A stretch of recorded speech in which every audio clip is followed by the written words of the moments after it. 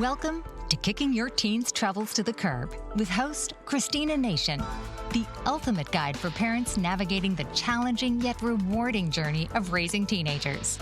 Join your host Christina as she dives deep into the world of adolescence, tackling everything from academic pressures and social dynamics to mental health and independence. So please, welcome the host of Kicking Your Teens' Troubles to the Curb, Christina Nation.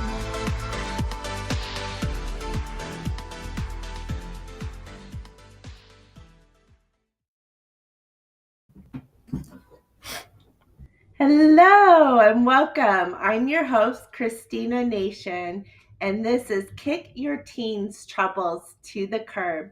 We are streaming on Bold Brave TV. Thank you for being here today for our show. I'm super excited about my guest who is joining us shortly. But first, I just want to say that I hope that you have been enjoying the show and gaining a lot of value and practical tips, and just appreciate being along for your parenting journey. So today we have Dr. Obioma Martin.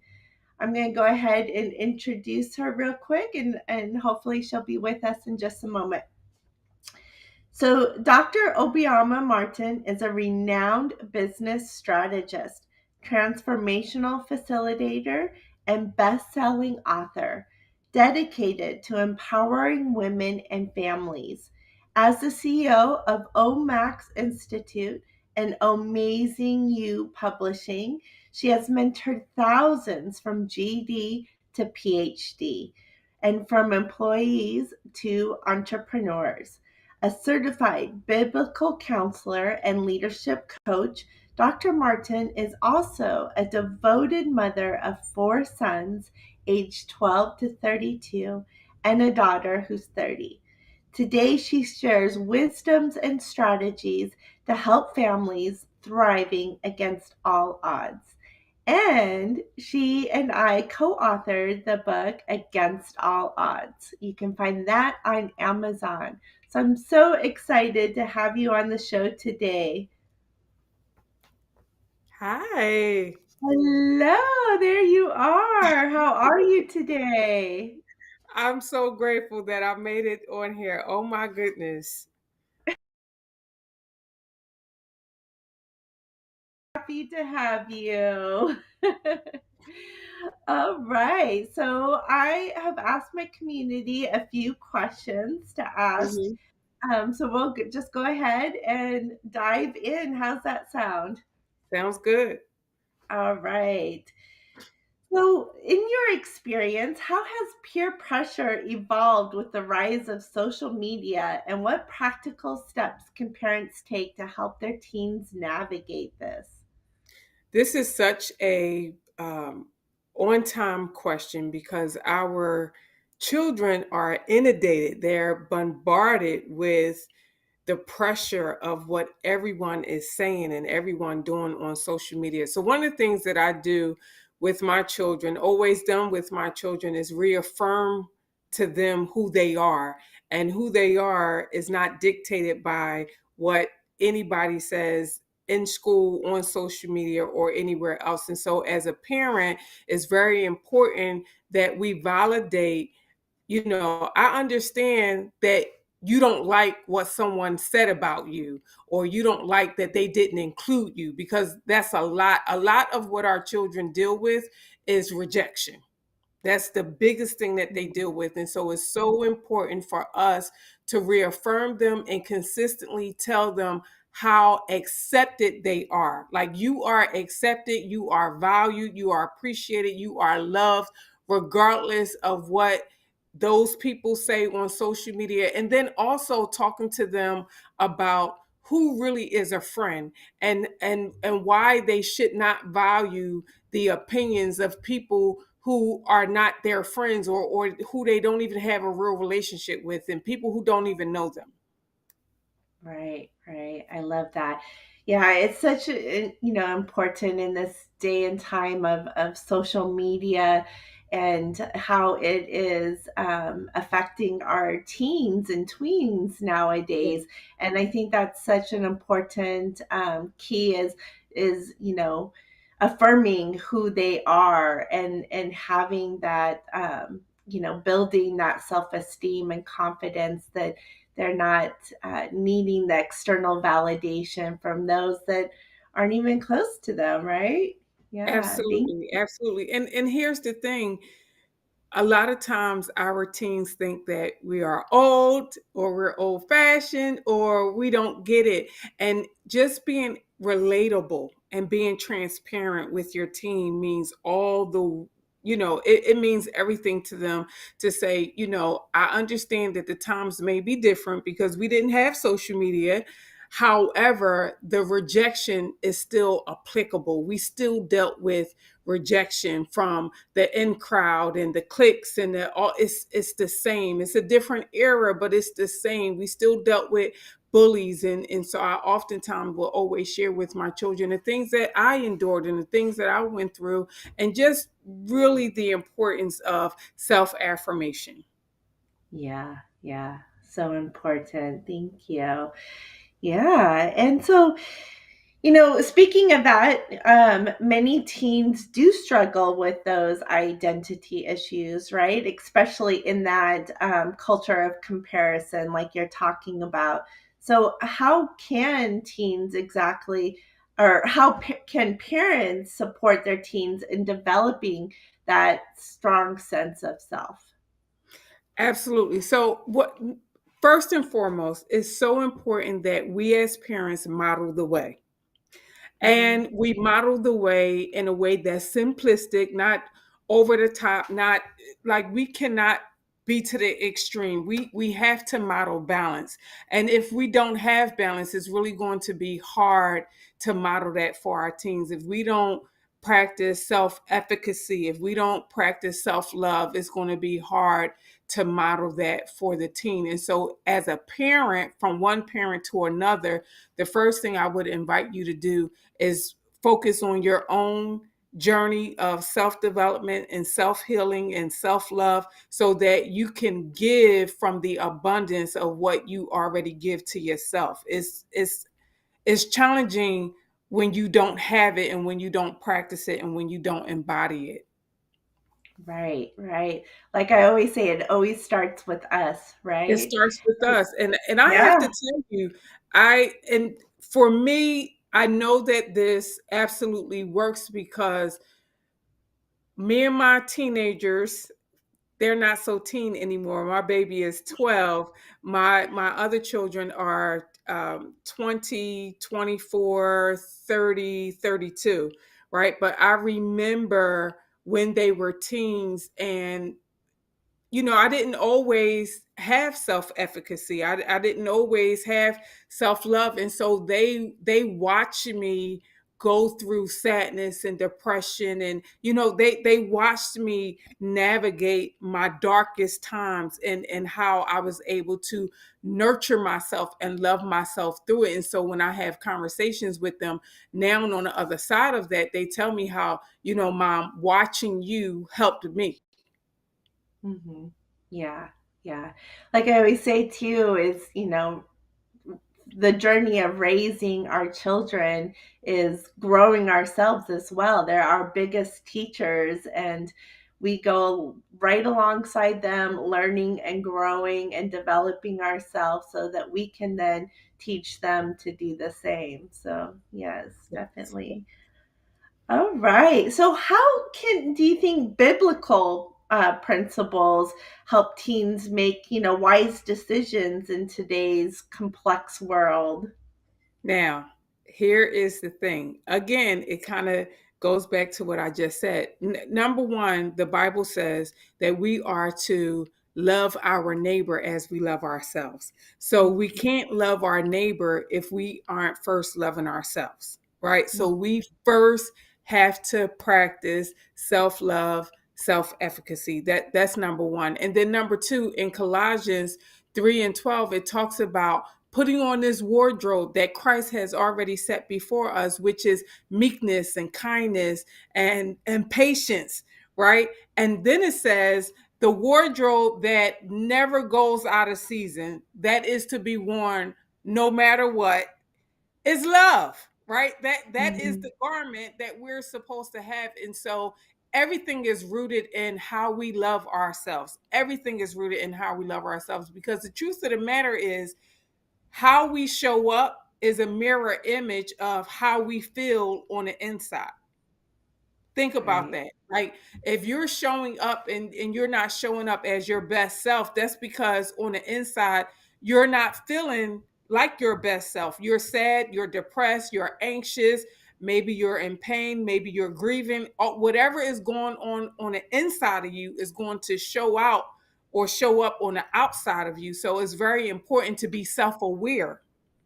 It's very important to be self-aware. And when you are self-aware, then you also know how to pray, right? So teaching, so one of the things that I do with my children, I always say, okay, what does the Bible say about this? Right. And then I'll give them a scripture, but I keep it very simple. You don't want to be super spiritual with your children, because they will begin to be like, mom, you always. So you want to keep it as simple as possible, but just really talk to them in the language in which they understand. And the Mm. language that they understand is, how do you show up for you? Like, how do you show up for you? And another thing is, from a biblical perspective, respect. We have to respect ourselves, right? And so Proverbs is really good for laying out the blueprint of how we are to communicate with one another, how we are to treat one another. It talks about, being good and doing good when you have the ability to good, like, do not withhold from your brother or sister when you have it, Right. Right. right? When you have it. And then it talks about do not repay evil for evil.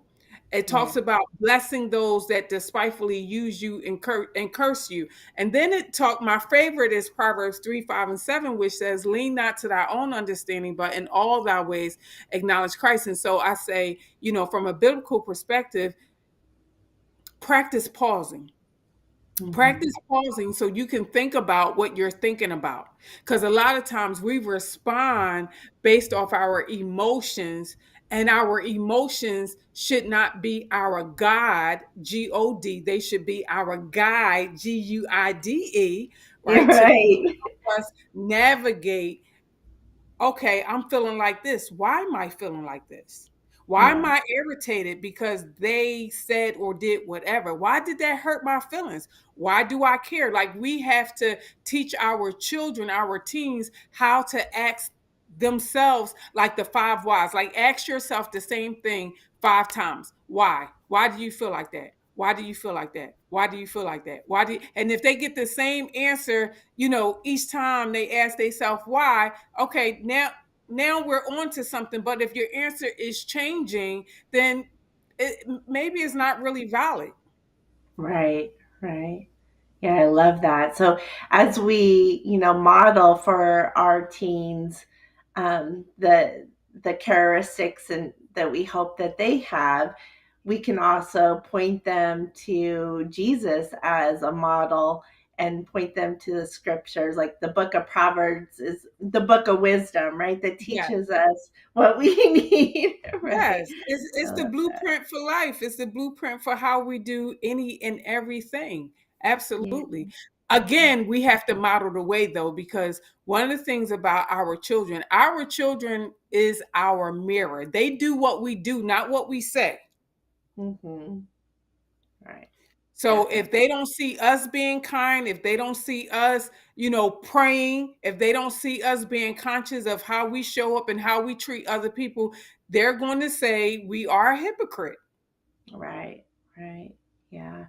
And so kind of going in that direction is what are some strategies that you recommend for parents to foster that open and honest communication so without making them feel judged? Oh, this is so good, right? And again, it's the conversation of transparency. And so one of the things that we have to do in this generation is not parent the way we were parented. Now, all Mhm. of us was parented different, but a lot of us come from an old school parenting style that may have worked then, but does not work now. And Mhm. so, where our parents may not have been transparent with us, and some of us grew up in households where what goes on in your house stays in your house, or Mhm. maybe you grew up in a household where there wasn't affection, there wasn't love, there were a lot of secrets. You didn't really know what was going on with your mom or your dad, or whoever made up your household, and so you were in the dark a lot, or maybe um, the caregivers just didn't talk, they weren't talkative. And so Right. it's very important today because our children need to know how we feel. Mhm. They absolutely need to know how we feel. And so, and the way that we do it is being able to have everyday conversations. If you're not having everyday conversations, it's going to be very challenging to have uncomfortable conversations. Right. Right. Yeah, definitely. I Yeah. think communication is so critical in raising our teens, and like you said, being authentic, being honest with them, being open and transparent with them, and to remember that we're not there to judge, that we are communicating acceptance and validating. And then I love to, in positive discipline, we talk a lot about curiosity questions. And you had mentioned earlier about teaching them to ask themselves why, right? So I love the curiosity questions, and that's asking, getting real curious about what's going on in their world and their perspective, and asking those questions to kind of help them. Um, Kind of go, learn from their mistakes. So, we're not judging them because everyone makes mistakes. But it's how we go about learning from them. Like we were saying earlier, that, through parenting, our parenting journey, we're learning and growing and modeling for them.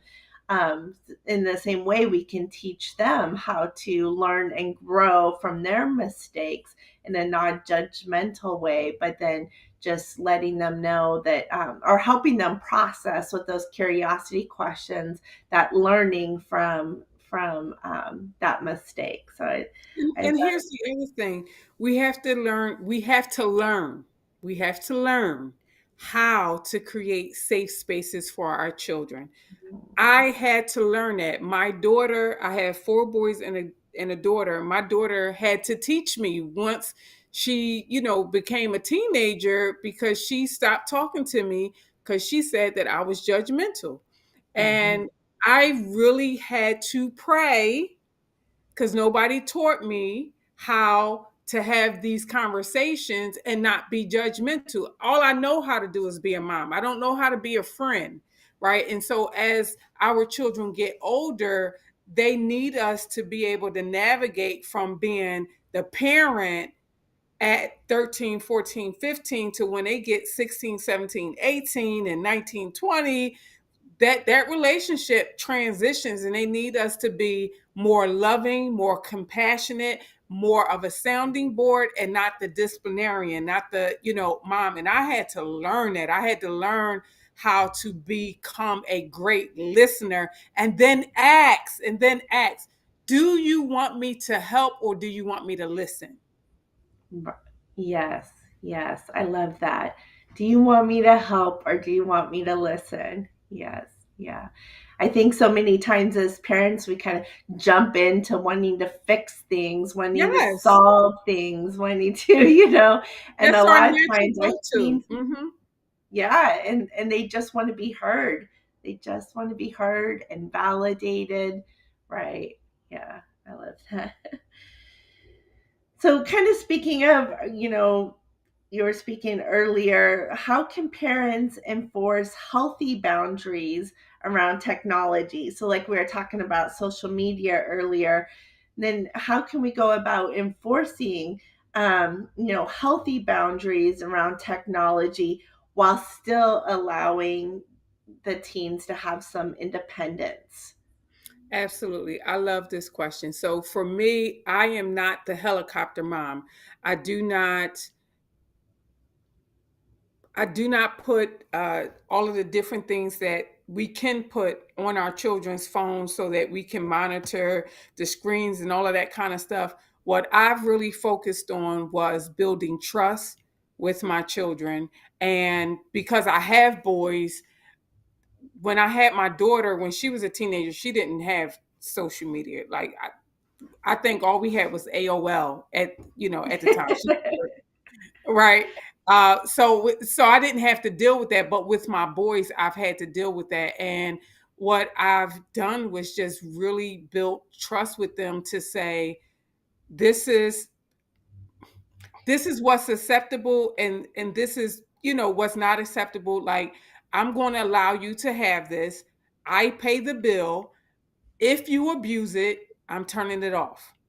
If you abuse it, I'm taking your phone. And so all of the times when they abused it for whatever reason, whether it was going to a site I didn't want them to go to, or being on the phone, being on a site too long, or I just took their phone, whether it was a week, a month, a day, or whatever. And I was very consistent with taking their phone, to the point where it just no longer became an issue because they knew that I would take their phone. So they valued having their phone and me trusting them more than the thing that was keeping me taking their phone away, if that makes sense.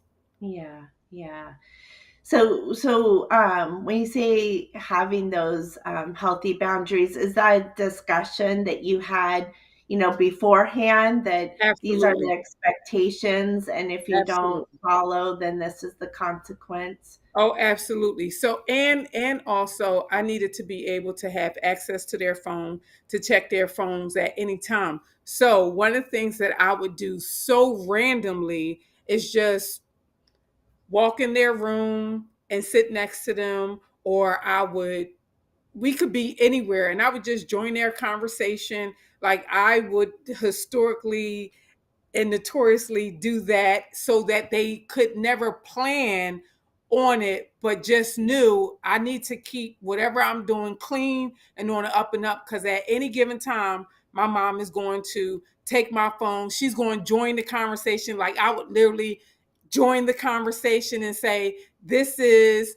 Josh mom, such and such, or whatever, to just let them know at any given time I'm going to interject. So make sure everything is clean. And so, because they knew I would do that, that also allowed for them to kind of just understand, this isn't what I want. I don't want to be embarrassed. I don't want my phone taken away. I don't, they didn't want that. And so I was Yeah. able to do it in a way where they respected me, and it worked out. But you have to be consistent with your boundaries. Whatever you have to be consistent as a parent. Like, you cannot do it one time and then don't do it again. Whatever it is that you're doing, you have to be consistent, because if they know, here's the thing, children are watching you as much as you supposed to be watching them. Right? Right? So children, they study our behavior patterns. Yeah. They really do. And Yeah. so if we are not consistent, they will know it, and then they will outsmart us. Yeah. And like you said, they're watching us. So just Yeah. like we were saying earlier, is we have to model those healthy boundaries around technology ourselves, right? Yes. And Yeah. just, reading the conversations, whatever conversations my children would have with a girlfriend or a boyfriend or whosoever, I would take their phone, sit next to them, and just go through their whole thread. And I would pick random people and just read, the conversation. And I did that consistently, not every day, just very randomly, so that they couldn't plan it, so that they didn't have enough time to grab their phone and clear it. Yeah. Yeah, I think a lot of times when we're talking about, the way that things has changed, like you said, from your eldest children, they didn't grow up on phones.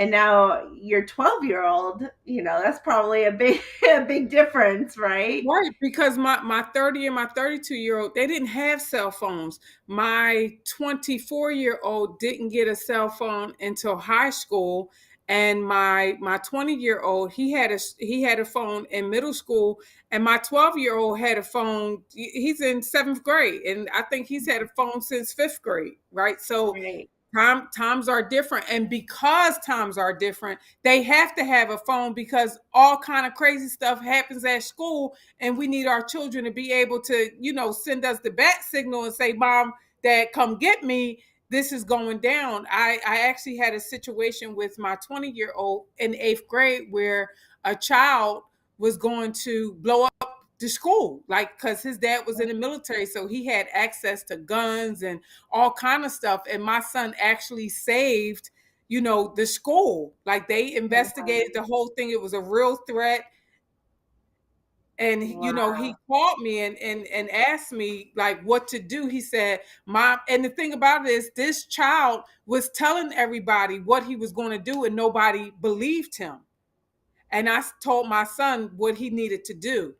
And I said, "No, you're going to take him serious." Mm-hmm. And I was able to, help him navigate that. And he was able to get the authorities involved. And it was a real threat. Wow. Wow. Yeah, that is very scary. But thank goodness that he knew what to do and how to get the help that was needed in that situation, right? Yeah. Thank goodness for And that, that. that comes from having those conversations, though, because what if my son didn't think that I was going to believe him? Because none of the other adults was believing him. None of the other children was believing him. They just Yeah. was like, "Oh, he's being weird. Oh, he's being," and I'm like, "No." If he said it, and he said it more than once, and you've been observing this behavior over a week or 2 weeks, no. Yeah. Yeah. Yeah. All right. Okay. So leadership, right? You are very big into leadership. So what are some key habits or mindsets that parents can help instill in their teens to encourage leadership and responsibility? Sure. So again, it goes back to modeling the way. I can't say that enough. You got to model the way, and then just really letting the children know that right is right. This is my big thing. Right is right, even when no one is doing it, and wrong is wrong, even when everyone is doing it. Right. And Mm, leadership doesn't mean that you are the dictator. It doesn't mean that you are in control. I personally love servant leadership style. That is the way that Jesus led. And I just really believe in that. And so I teach my children, you can lead without being the boss. You don't have to be the boss. You don't have to be the one in charge. But when you see something, do something. When you see something, say something. Don't wait for somebody to tell you what to do. If you see a need, fill the need. mm, yeah. Yeah, I love that. All right. On that note, we're going to take a quick sponsor break. So I'm Christina Nation, and you are watching Kick Your Teens Troubles to the Curb. And we'll be right back after this sponsor break. Mike Zorek, a three-time California state champion in Greco-Roman wrestling at 114 pounds. Mike was born in Hartford, Connecticut. He was a six-time national placer, including 2 seconds, 2/3, and 2/4. He also won the Veterans Folk-Style Wrestling twice at 152 pounds. In all these tournaments, he was the only blind competitor. Nancy Zorek, a creative spirit whose talents have taken her to the stage and into galleries and exhibitions in several states. Her father, a commercial artist who shared his instruments with his daughter and helped her fine-tune her natural abilities, influenced her decision to follow in his footsteps. Ms. Zorek has enjoyed a fruitful career doing what she loves. Listen Saturday mornings at 12 Eastern for the Nancy and Mike Show for heartwarming stories and interesting talk on the BBM Global Network. Are you struggling to care for elderly parents or a spouse? Do you wonder if being a caregiver is making you sick? Are you worried about taking time off work to care for elderly parents and balance work, life, and caregiving? Has caregiving become exhausting and emotionally draining?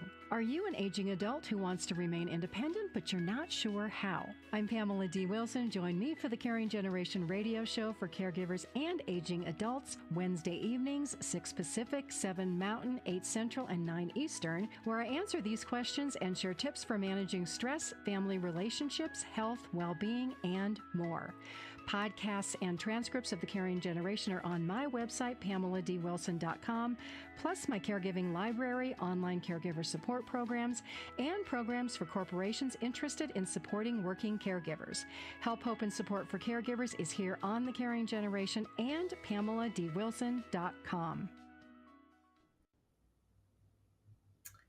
Hello and welcome back to Kick Your Teens Troubles to the Curb.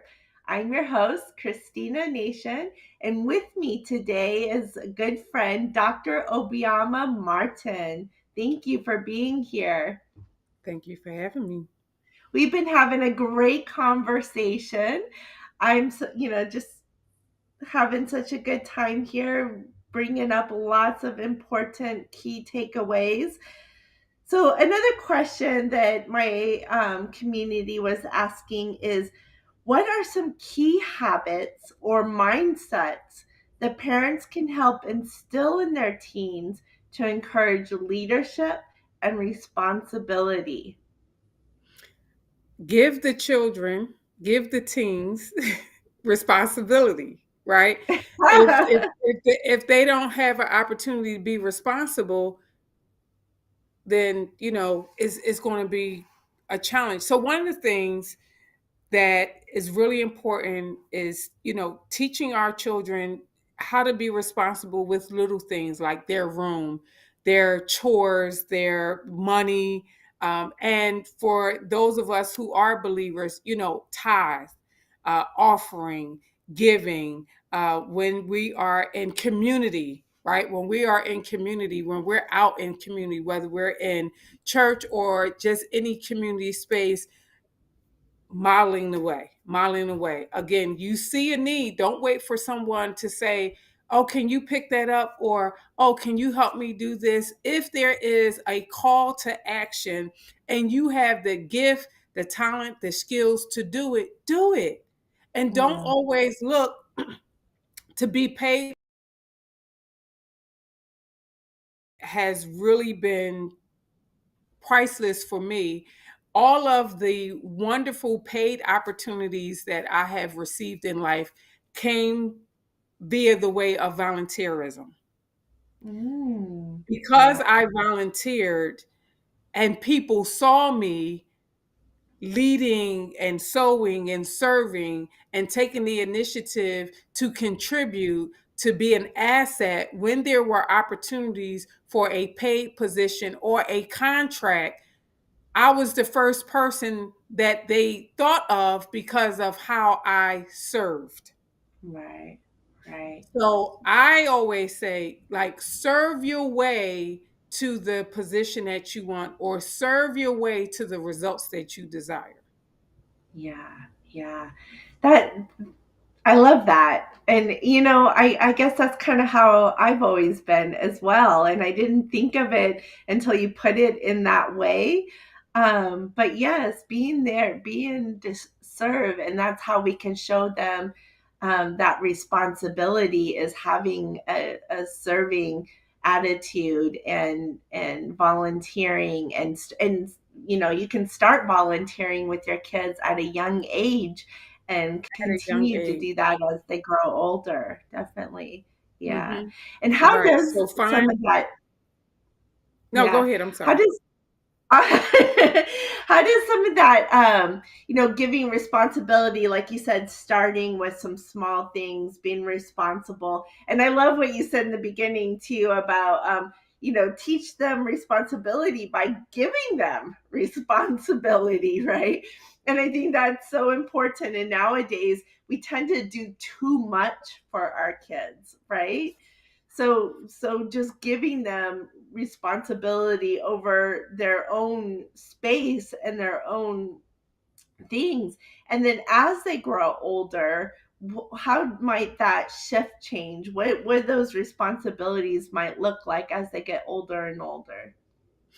So something that I started with my children, I'll start with money, because money is a really, really big area that we have to teach children to be responsible with, but also being responsible with the things that we buy them, like their clothes and their personal items. So because I have the amount of children that I have, I always bought them their own individual things. And because they're spread apart too, I didn't make them share stuff, because they're 12, 20, 24, 30, 32. So because of the age difference, they didn't have to share things, but they did have to be responsible over whatever it is that I gave to them, because I'm not just buying for you. You're not the only child. We are a family, and you have to be considerate that if you use all of this, it's going to take you some time before I am able to replace it. And growing up, so I've always been an entrepreneur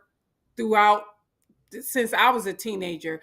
And as an entrepreneur, I've always done contract work, which means I didn't get a paycheck every week. So being as though I got paid once a month, whatever I purchased had to last the whole month. And so for me, teaching my children how to make things last was one of the ways that I immediately instilled in them responsibility. Like, how do you not be wasteful with toothpaste? How do you not be wasteful with soap? How do you not be wasteful with sneakers? Like, don't walk on the back of the sneakers, because they're going to get ruined quicker.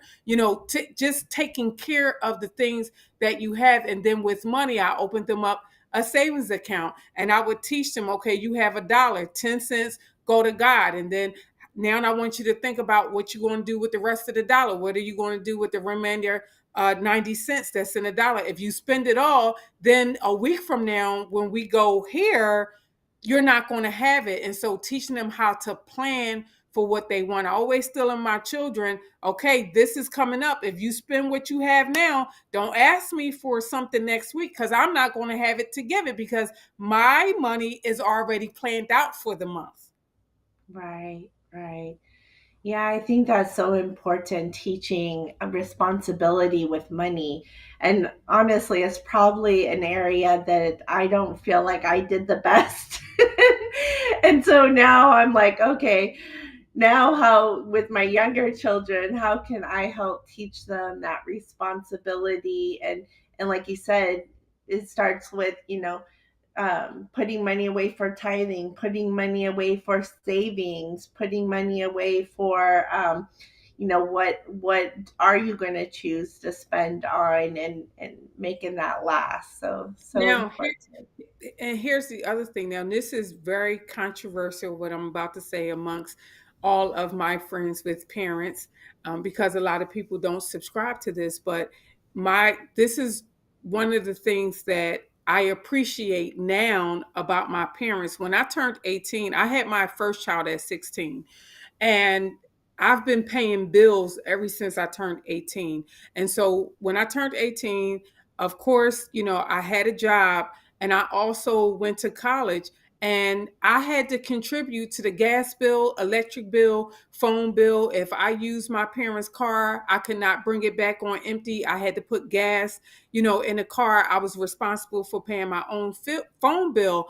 And a lot of times, parents do not give their children those responsibilities. And my reason for doing that is because if they can learn how to pay bills when they're under your safety, it's going to make them a better bill payer when they get out on their own. And so because of that, my daughter, she went to college, she graduated from college, and has never returned home, because she has been responsible and been on her own. And I always give her the opportunity.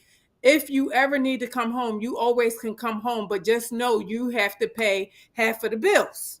And Yeah. so because of that, she's going to pay her own bills. Same thing with my boys. As soon as they turn 18, I said, listen, you can go to college, or you can work. That is your choice. When you're in college, you don't have to pay any bills. But when you come home for the summer, you are going to have a summer job and you are going to pay bills. So the first bill that I gave them was their cell phone bill.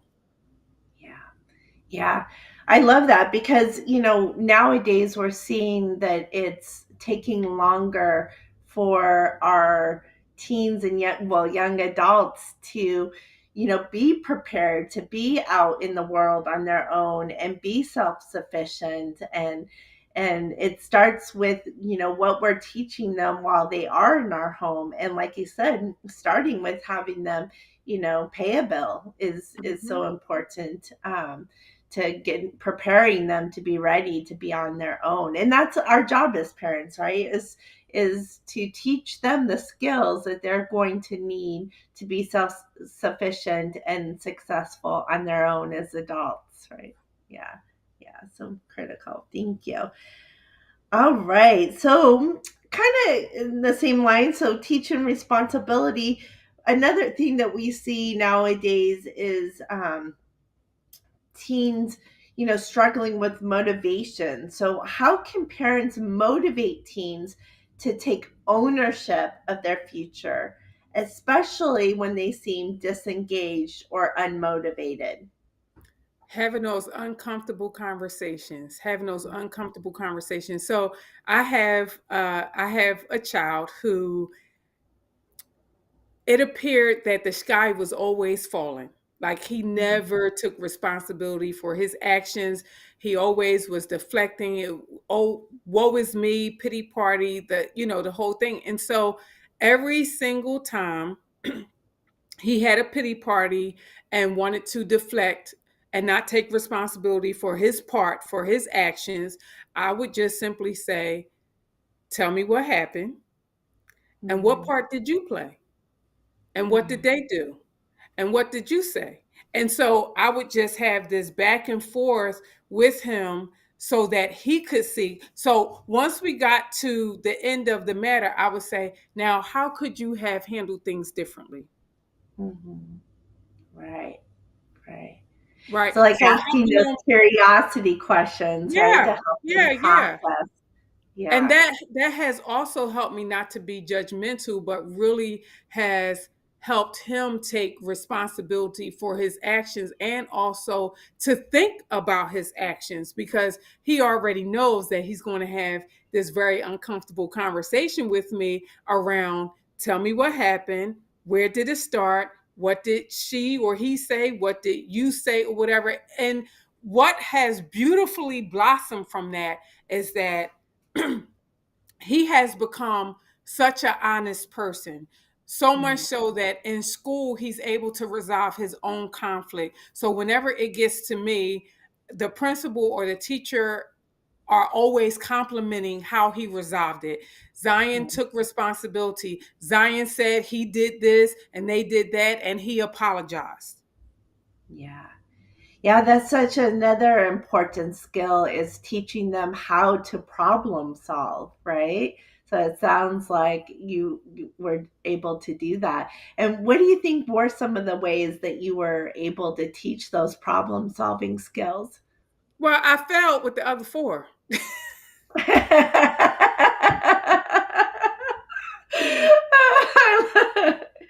Yeah, yeah. As we said earlier, we're always learning and growing, right?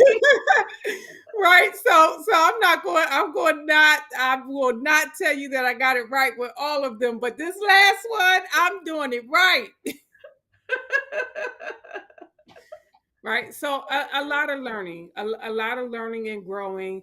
And I have to say, my own personal development journey, right? Because I would not be who I am today if I did not start working on myself and focusing on how I could be a better person and a better mother. And what I really start, this is going to be helpful for those of you who have more than one child.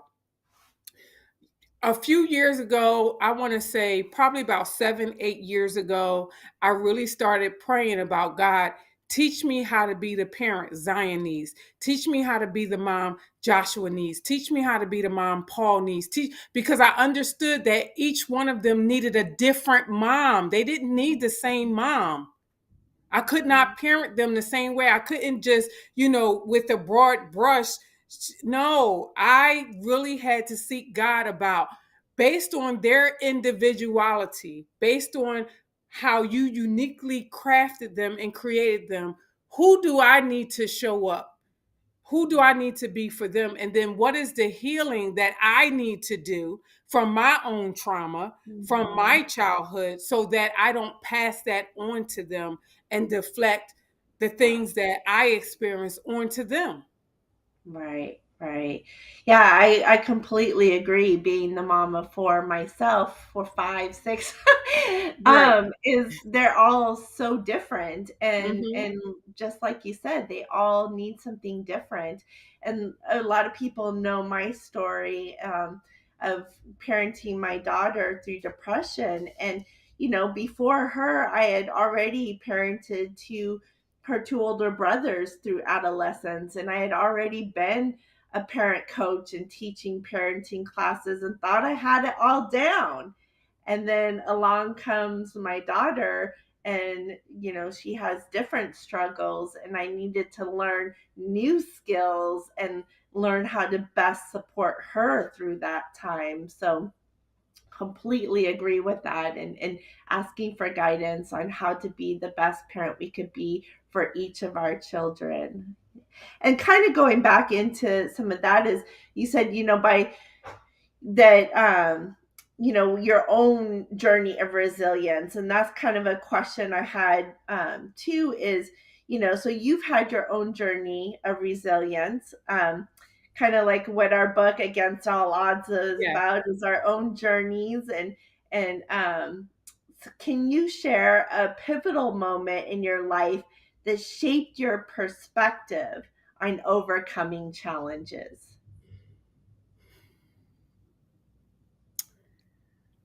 Uh, there's a scripture that says, when your mother and your father forsake you, the Lord will take care of you, right? And that is a scripture that really became my anchor, because a lot of times I've really felt, neglected, rejected, and abandoned by my own parents, growing up. And now that I'm about to be 47, and I've parented and still am parenting my children, I've been able to appreciate who they were and who they weren't based on how they were parented, based on what was missing in their life. And so I would have to say that it wasn't one particular pivotal moment. It was just a consistent maturing, spiritually and emotionally, and really getting over myself and becoming curious about their journey, Right. my parents' journey, and really looking at their journey and our journey together from a lens of grace. Mm, grace. I love that. All right. So, lastly, what advice would you give to parents who feel overwhelmed and discouraged while trying to support a teen that's possibly a struggling teen? Now, I want to tell you this because this is really important. So, with my 20-year-old, parenting him probably by far was the hardest, and it was really hard. And it started around fifth grade, and it didn't get better until 12th grade. Right? It was Mhm. very difficult. He struggled with substance abuse. He struggled with peer pressure. He struggled with depression. He was diagnosed with anxiety, ADD, ADHD. Like, he really struggled. And his dad and I were separated. We separated. I don't even know how old he was at the time that we separated and eventually divorced. And it had a horrible effect on him. He did not, it, he couldn't deal with it. And it showed up in his interactions in school and just all of the things. And what I did was I asked for help. I went to his school, I went to the guidance counselors, I went to the police. Like I went to everybody in the community and I asked for help. I did not act like I knew it all. Me being the educator, me being a doctor, me being an advocate, like me being, I took all of those hats off. I Mhm. took all of those hats off and I said, here I am naked and unashamed. I need help. Mhm. Yeah. And so if you are dealing with, a teen and you are overwhelmed and you are become unapologetically transparent, humble yourself and ask for help and allow the community to show up because that's how I got through it. The community helped me. The community showed up and I kept going to the community and my son stayed in trouble. He had an ankle bracelet. I had people coming in and out of my house, taking him for all kind of different things and urine tests. And when I tell you, it was a hard time. And I was stressed out and depressed and just feeling like, I don't know how I'm going to get through this because I have these other children.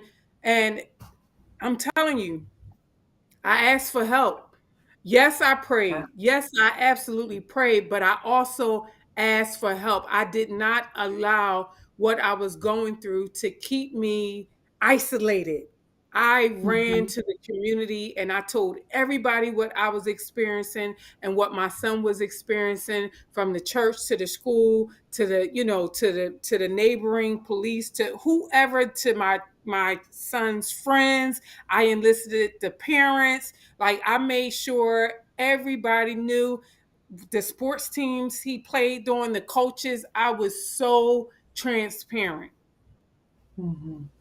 Yeah, I absolutely agree, and that's the message I love to give parents too, is ask for help. It takes a village, It does. and when we got a teen that is struggling, we need all the support we can get, and building that support network and teaching them how to rely on their community and that support network as well is so important. So even like you said, myself too, is, I had already been a parent coach teaching parenting workshops when my daughter's struggling, but I still went out and consulted with my own parent coaches, because, it's when you got a teen that's struggling, it takes a village. So It thank you takes for a village. sharing that. Absolutely. Yeah. Absolutely. And then and here's the other thing, right? Weeping endure for a night, joy comes in the morning. And so 12th grade, he turned around and he is in his first year, end of the year semester at Johnson Wells University, honor roll student. This boy was a C student from kindergarten to 11th grade. I would have Mhm. never thought that he would have made it to college. Never, ever, ever. And he is in college and doing very, very well. Oh, I love to hear that. Love to hear Yes. that. So joy comes in the morning. You just have to endure and get through. But joy definitely comes in the morning. Yeah.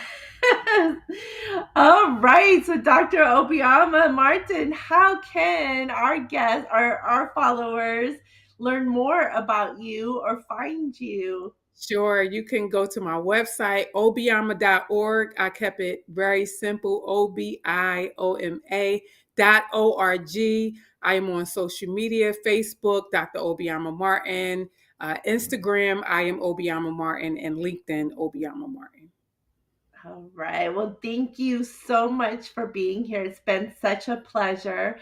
And for the followers, if you are, concerned about your teen's mental health, if you're not sure, what's going on, then I encourage you to download my 10 ways to distinguish between typical teenage behavior and teen depression.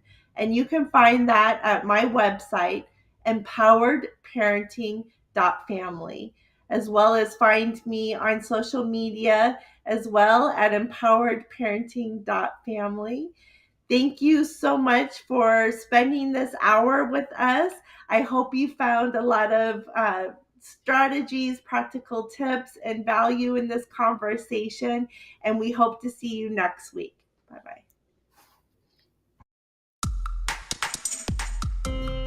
This has been Kicking Your Teens' Troubles to the Curb with host Christina Nation. Tune in each week as Christina features expert interviews, real-life stories, and practical strategies that empower parents to connect with their teens and effectively address their struggles. Here, Tuesdays, 11 a.m. Eastern, on the Bold Brave TV network, powered by B2 Studios.